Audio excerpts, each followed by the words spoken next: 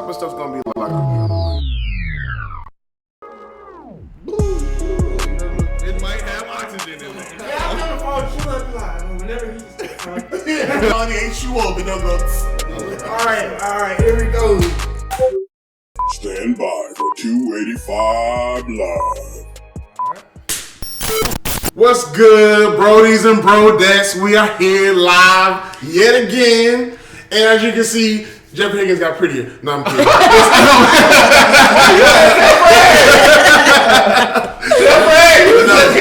You know, our fourth Jeff Higgins couldn't make it in. You know, he went back home up top to the Carolinas, and you know, this ain't it for him. But we do have someone that I feel as if is a great replacement for him. Start with a J too, though. It does start with a J.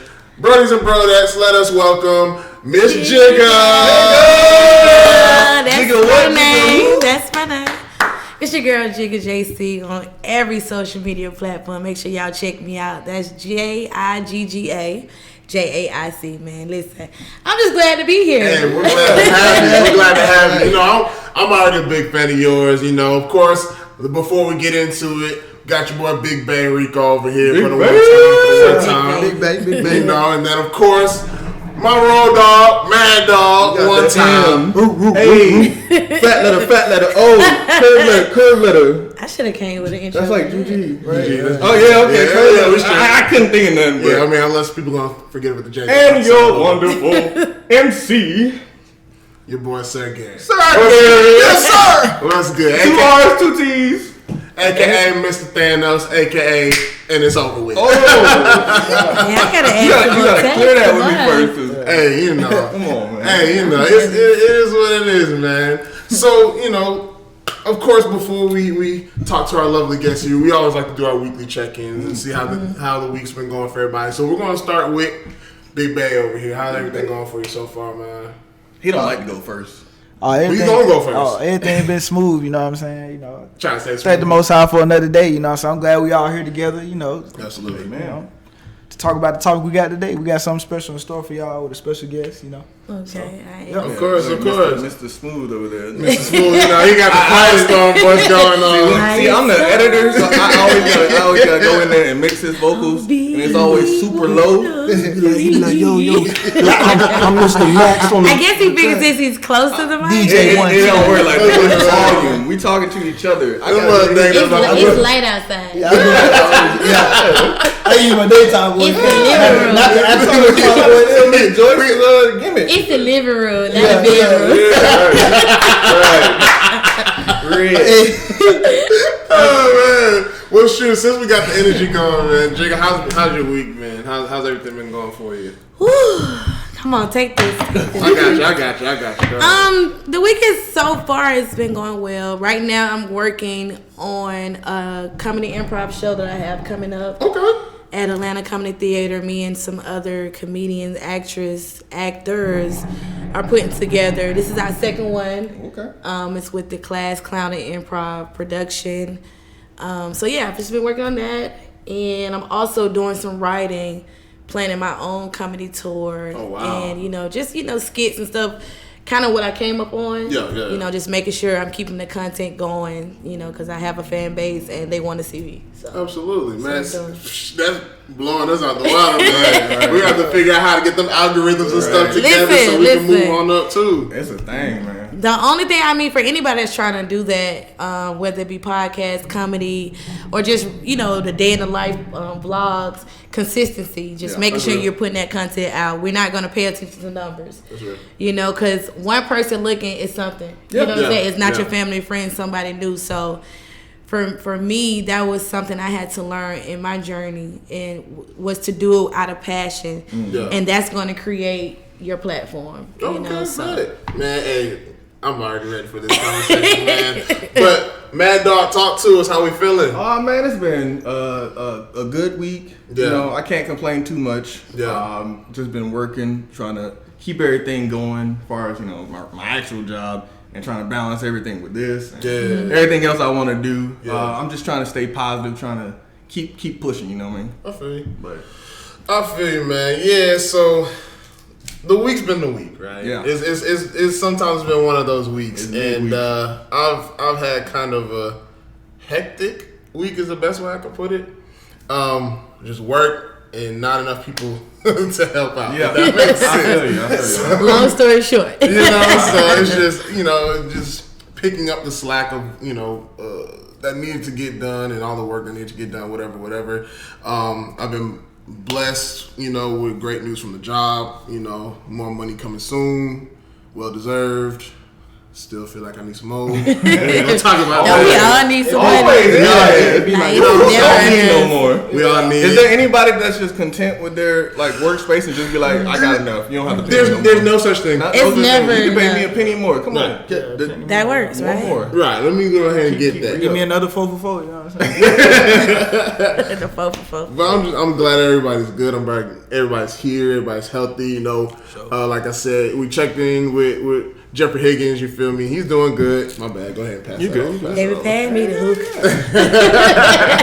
You know what I'm saying? So we'll check in with him later another time, another episode. But right now we here for our girl Jigga. So first and foremost, you already brought up that you write, you do comedy or skits and shows and things like that. If you can kind of break down how you first got into it.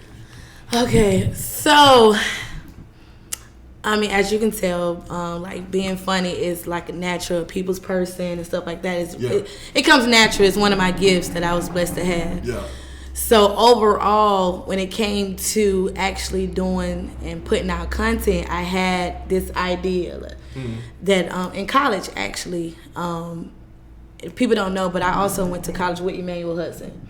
So, he was funny on the yard, I was funny on the yard, like everybody knew each other. And when he stopped going to Albany State University, go Rams, to pursue, his career in the comedian world, it kind of gave me that push, like, okay, I can do this too, because to see him be a fellow student with me and then go chase his dream and soar, I'm like, okay, well, maybe I can do this. But one year, like I said, I had all these ideas, like different characters. I was heavily inspired by Martin Lawrence and Eddie Murphy with the characters. And I'm like, I know I can do this. I'm funny enough, and then it wasn't really a female that was able to do that outside of, you have your I Love Lucy on that show.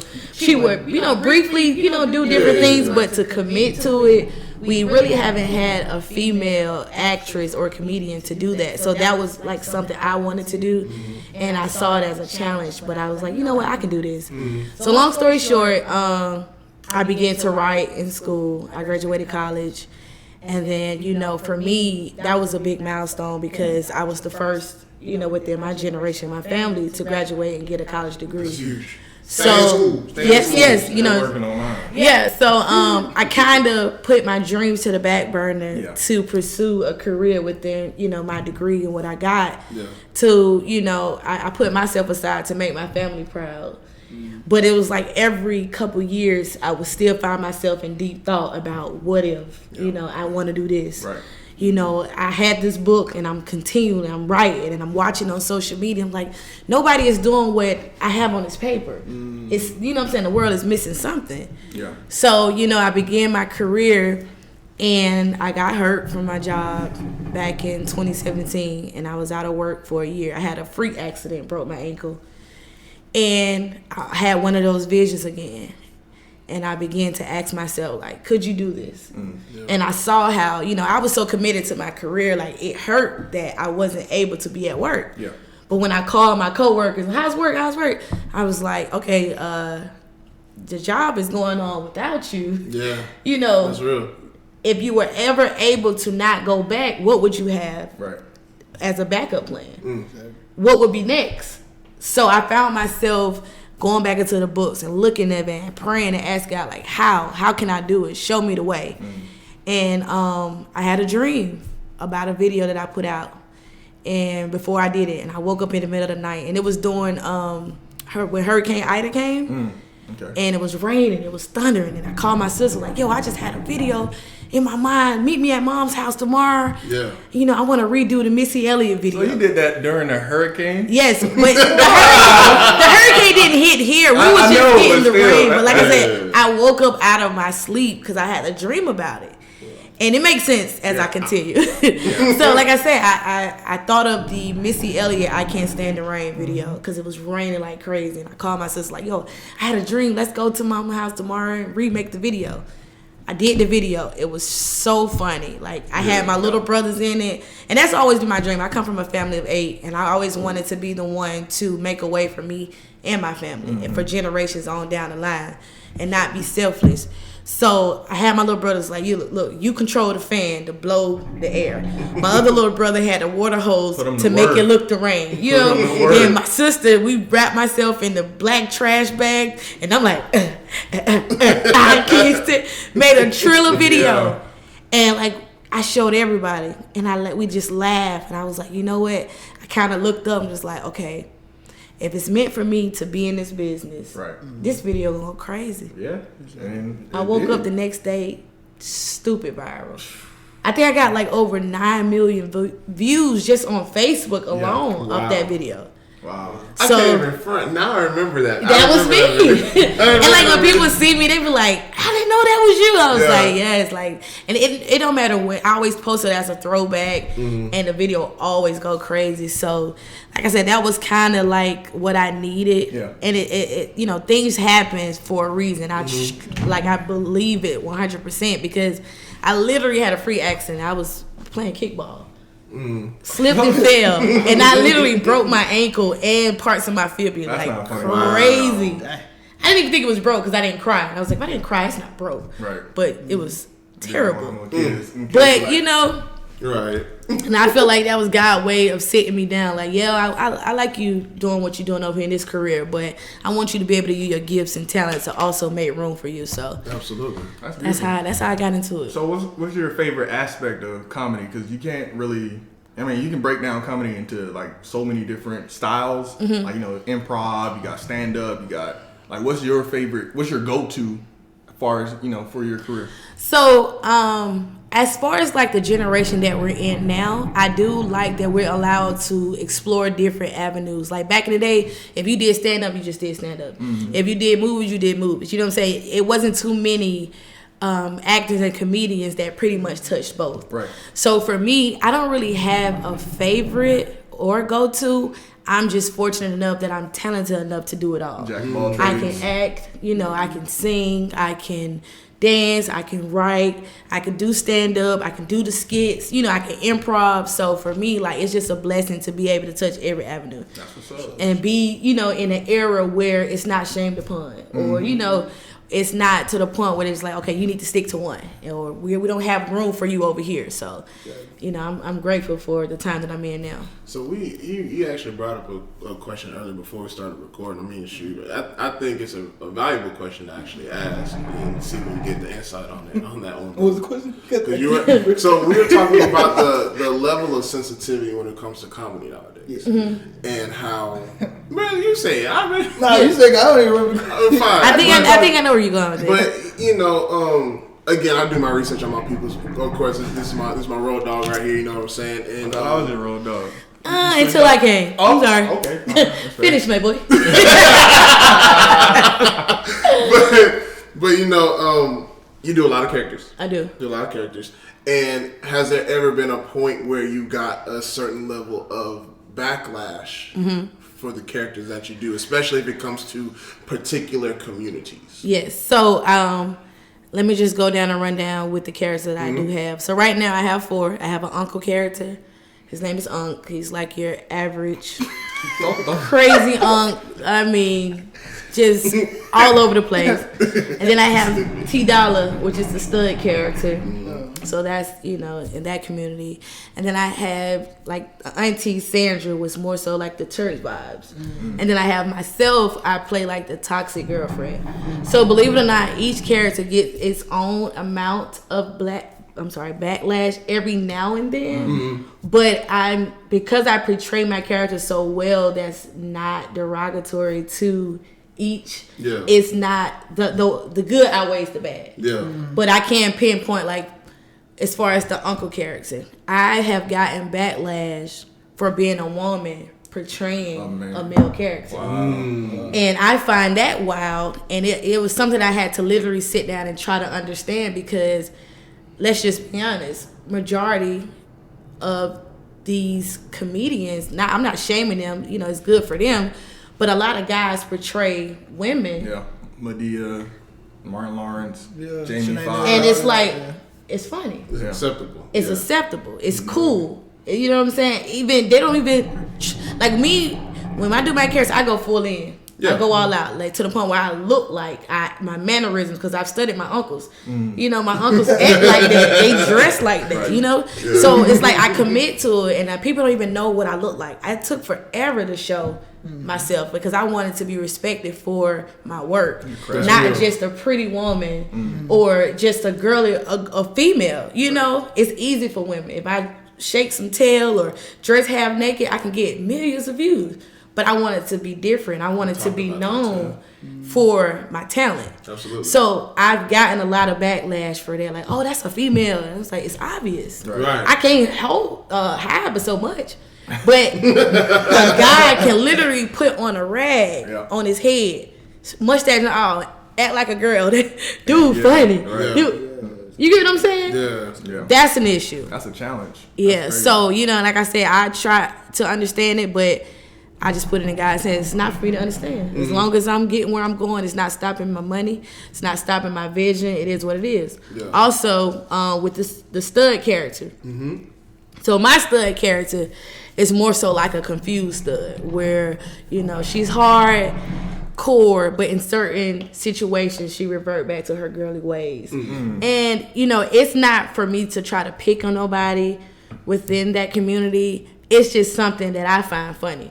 Because you do have some studs that do that. Yeah. It's a good concept. Right. And like I said, and then In Atlanta. I don't even, like I said, I don't disrespect or nothing like that. So I've had people where I've had to correct, because they be like, oh, I feel like you playing on us. We don't even do that. And I have to explain, like, hey, it's a character that I created. Meaning whatever I want my character to do is what the character is going to do. It has nothing to do with your lifestyle or the next person. It's a created character. Exactly. And I do what I find funny. And others find it funny. And like literally the girl was like, well, you right, I apologize. So it's like they try to find different ways. Yeah. But, you know, for what's meant is what's meant. And then when it comes to my character, Sandra, that does like more churchly, like church stuff. Yeah. You know, you have your church folks come in and say different stuff. And like, I think one of her outfits is like a choir robe. Yeah. And like a church hat. And it's just like, this character always singing and all the time. So they're just like, that's a shame that she would wear this choir robe outside of the pulpit. You know, really being serious. Wow. I'm like, hey, it's not real. Right. It's just a little fake. Yeah, it's just a little junkie joke. Little junkie joke. I grew up in the church. I know what's up. Yeah, you know what I'm saying? Yeah. But it's not me saying F the Bible or F the preacher. I'm not doing none of that. So, and then last but not least, when I played the toxic girlfriend, I have a lot of dudes like literally be like, you know, Jigga, I really love you, but I hate when you do this character. Really? And they were just like, why? Like like Facebook, I don't know, they're like the slowest app. Like you can literally be behind this mic and say boo. They're like, it's a ghost in here. Like they're so slow. I'm like, I literally be like, y'all, it's me. I'm the same person doing this character. Right. Like they literally be like, cause you know, with me being the toxic girlfriend, shout out to my boy Marco Lavelle. Yeah. He plays my boyfriend or whatever, but I'm like always downing him, and you know, whatever he tries, never enough. And then he wears the same shirts. I find him like everywhere we go, I find him embarrassing and stuff like that. But I'm like, who hurt y'all? Yeah. Like, I mean, that's what I was gonna say. Like, a lot of people revel in the truth of comedy. Like, they see something, they're like, oh, that hurt my feelings. Right. And it's like, do y'all understand what the point of comedy is? It's supposed to take you away from your current situation and entertain you. And they literally like be voicing their opinions like, well, if that was my girl, she wouldn't do this, that, the third. I'm like, well, I'm not your girl. Right. And this girl right here is fictional. Right. It's not real. But the acting itself was actually real to them because they wouldn't have replied if that wasn't the case. And I have to tell them that, and give myself a pat on the back. And you know what I'm saying? It makes me, I don't get upset anymore because I kind of understand now. Just like, that's just me doing a good job at what I do when it comes to acting, to the point where you forget. I've had old women slide in my DM like, I really love Unc. And I'm like, Unc is not real. It's me as a woman. When can I take Unc out? Right, and seriously though, and I've had like women like, are you really? I'm like, no, it's just a, just an act. Just like, hey, I love when you put that do-rag on. I was like, baby, that's wild. It's a joke. So, I don't trip off of it. I'm just like, okay, Jigga, you doing something. You doing something. Yeah. And like I said, like when the stuff that I've done, I haven't seen, like I've seen people replica, do stuff similar. If you notice, all my characters wear big shoes. Yeah. And it stands out because at a point nobody was doing it. They are now, but whatever. But that's something that I've done since high school. Anybody can tell you. Spirit Week, Tacky Day, I got my dad's shoes on. Yeah. College, we going out of town, spring break. I'm literally like tricking people, walking down the strip on the beach around the corner. They're like, hey, y'all come here. Cars in the front. I'm walking around. What's wrong with her feet? Like we literally, like me and my friends literally played a prank. Like me and my girls, we staged like we had just came from the store. So like, okay, that must be real. We invited some guys over. We coming in. And they all looking down. They crying, trying not to laugh. And my friend was like, is everything okay? Because, my friend, she just had surgery in her feet or whatever. They was like, oh, okay, we understand.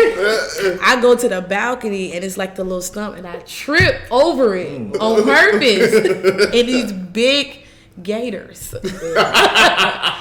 They started crying, laughing, like, I'm so sorry. I was like, it's a joke. Yeah, like I said, so the shoe thing has always been my thing as far as, like, amongst family. I will come out on my birthday when it's time for me to come down at 12. I'm coming out in the shoes. So my family and friends and people that's close to me, they understand. So every time they see people like, Jigga, they stealing your style. They got your shoes. I'm like, it's all good. It is what it is. It's going to happen. Eventually, everybody, they take it from people.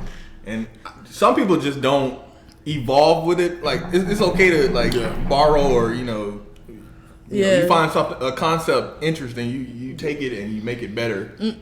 But some people just be like, I'm gonna take the same thing. But you know what? At TikTok got everybody thinking like, you know what I'm saying? You gotta look at TikTok. Like, people are literally going viral off of doing the same thing that someone else has created. Right. And 9 times out of 10, sadly, they're doing better with it now, but sadly, the people that created don't even get the recognition. Not at all. You know what I'm saying? Yeah. So it's like now the people new still way. Hold videos like of everything. Word for word, move for move, like, and they don't credit nobody. Yeah. And it's just like, this is my account. It's like, bro, somebody else created that. Somebody put hours upon hours into this, and you grabbed it and you put it on your TikTok. Yeah, and then not even that, like other social media apps that that's now paying. You can have your own page, and say, for instance, you got a specific person that you admire. You can take all that video and be like, the best of so-and-so. Yeah. And post it on your page. And you might get way more views than the actual person. But, so I that's one thing I do not like. But, That's a terrible game. Man, it's... Got anything about that? I'm just enjoying it. I'm just listening. Okay, it's called a 285. 285 live. Okay, 280 live back. 280 live. Wait, I'm sorry. 285 live. Okay, stop. What's up, beautiful people? It's your boy Maddogg here with a quick announcement. Sorry to cut the episode short. We were just hosting JiggaJaic. And everything that she brought to the table, all her energy, her fire that she brought to the podcast episode, unfortunately shut down the rest of the episode and we lost the audio for it. But we have to keep the show going and everything like that. So I do want to just call out and let y'all know, please follow Jigga. She was amazing on the podcast, and the rest of the stuff that you didn't get to hear. We went into our top comedians. We all did top 3 comedians. We talked about reality TV shows in Atlanta, movies based on Atlanta. She got a little personal on where she came from in the city of Atlanta. It was a lot of good things. And I do apologize that we weren't able to recover that audio. But thank y'all for listening. And once again, please follow Jigga at Jigga, JiggaJaic.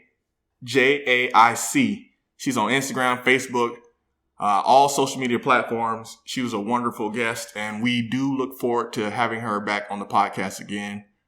Thank you guys for listening in, and we out.